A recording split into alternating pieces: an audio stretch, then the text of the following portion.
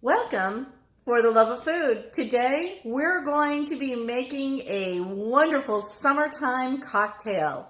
Yes, we're having our neighborhood block party today. So I'm going to make sure that I'm the star of the show with this great watermelon frisee. We're going to do one muddled with cucumber, and the other one we're going to use just a cucumber flavored vodka. So two ways. Now there's some things that you're going to need for this, all right? I'm using the Ninja. I love my Ninja to do this job. However, if you have any other type of high-end food processor, you could certainly use that too. All right, I'm also going to need a muddler for those cucumbers, for the one where I'm going to use the plain vodka. And I'm going to, and let me just come over here and show you what we've got. We've got just a standard Tito's vodka. We'll need the muddler for that one and the cucumber. All right, so those will be for that style. And then we're going to do another one using this Rain cucumber vodka. So it's already got the flavor in it, but you can see I only have a half a bottle of it left. So that's the reason why we're going to do two kinds, so that I can make sure that I have enough for everyone. And I'm really curious to find out if the muddled cucumber actually tastes better than the other one. So we're going to do a little taste comparison. Now, some of the other tools that you're going to need for both of these, obviously you need a knife and a cutting board, right? We got our watermelon that we got on sale for $2.49 for the whole thing. You're going to need a strainer or a sieve, a good spoon, and a nice big measuring cup or something to pour into where the sieve can sit inside. All right, we're going to show you all of this in just a moment. So the most important thing, I'm not going to have you watch me do the whole watermelon, but the most important thing is when you're cutting your watermelon is not to make a big mess with it. Because you know when you cut into it, the watermelon is all about water, okay? It holds a tremendous amount of water. So the first thing that I like to do is make a little cut on the top of it so that it gives me a place to turn it over. So now I have a flat surface to carve the rest of my watermelon. Now, I know the way my mom used to do it, and the way you probably see people do it is they just cut into it and start slicing, but that makes a big juicy mess. So what we're going to do is we're going to come around and we're going to just kind of shave the skin off the watermelon. And now you see why I wanted it to be flat. So we're going to go about just cutting these pieces off and making sure that you get all of that white off the watermelon. See that area there? That's bitter and you don't want that in there. So you can see how easy it is to work with if I just have made it flat first.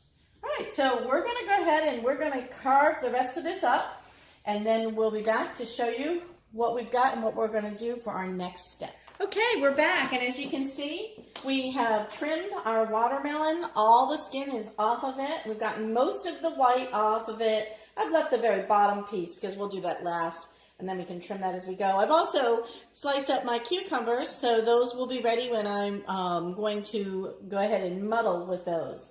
So our next step in the process is we need to juice up this watermelon.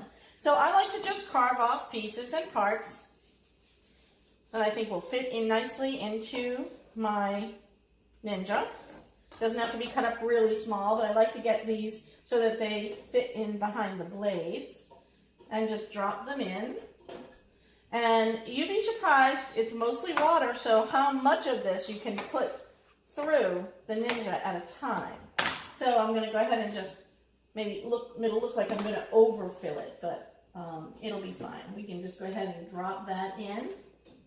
And we'll get this last piece in.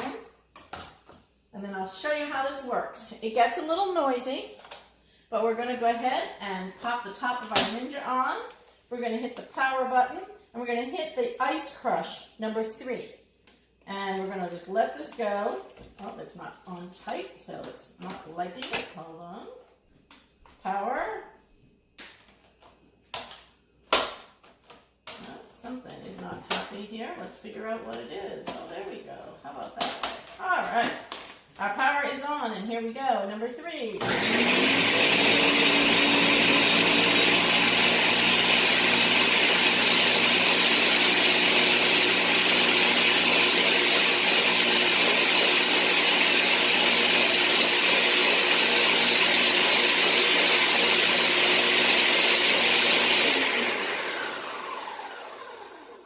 So I didn't have to pulse it for very long, so about 60 seconds or so, I would say. And you can see how much juice was made with that chunk of watermelon. The next step in the process, I need to pour this through the sieve and into my measuring cup. Now, why do we bother doing this? Well, the watermelon has a lot of fiber in it. And if you were to drink it just straight, it would be delicious. But in a cocktail, it gets a little mucky. So with all that fiber. So what we want to do is pour it through the sieve, and look how nicely that's coming through. And as it starts to go down, we're going to take our spoon and just move the pieces from the bottom of that sieve, of that strainer, so that it's able to freely drain, because it gets clogged up in there. Look at all that, what's left, all that pulp and all that fiber. So I like to kind of just go around like this with my spoon and just move it around a little bit as it comes through. Now, what we'll do with this is we'll throw this out, because we're not really interested in this for our cocktail today. I suppose you could make use of it. It looks like watermelon applesauce, doesn't it? I don't know. There might be some use for it, but to date, I put it in my compost pile with the rest of the skin from the watermelon. Now, there are people who use the rind or the skin from the watermelon and they pickle it. I think that would be wonderful. I have not yet attempted that. Maybe one day we will, and see if we like pickled watermelon rind. I do believe it's more of a southern dish. So we might look up and one day do that when we're making some watermelon frisee, which is what this is called right here, the watermelon frisee. All right, I'm going to go ahead and get the rest of my watermelon cut up and put through the strainer, and then we'll be back to make our actual cocktail.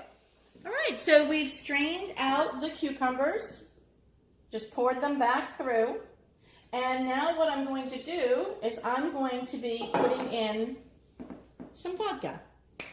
Now, I tasted it. It's great with the cucumber. It added a nice amount of cucumber flavor to my watermelon. It just made it very refreshing. So how much vodka are we going to use? Well, the rule of thumb really is so many ounces for a drink. I don't like to measure. You all know that. I'm going to eyeball this. And I'm going to say for this kind of cocktail, we are going to use about a half bottle of Tito's, right? We used about a little more than half bottle. And now we're going to pour our watermelon into this and fill it up.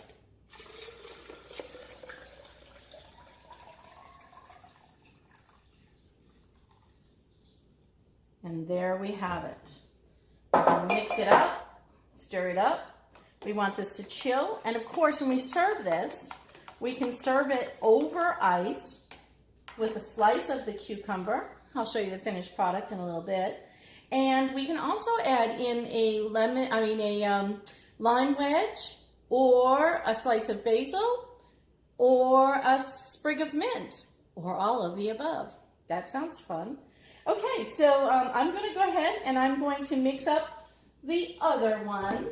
And that was the one that already had, I'm going to put the cucumber vodka in this one. And again, for this size container, I'm probably going to use just about the rest of what I have here. We'll fill this up. There we go. That might be a little strong, but I think it'll be well received on a hot summer day with lots of ice in a glass. No need to add any type of simple syrup here because the watermelon is sweet on its own. Again, you'll garnish this one and serve this one just the same way. So I'll be back in just a few moments with the finished product so we can see how pretty it looks and give it a taste. All right, so here's our finished product. We made one with basil and we made one with mint sprig. And this is the one with the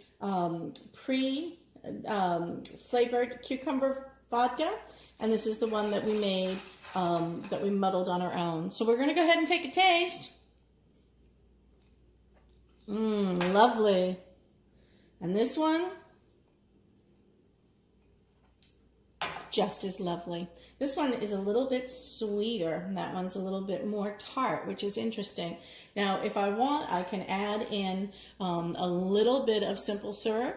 I keep them in the fridge. I keep it in the fridge so that I always have a little extra on hand if I want to sweeten that one up just a tad.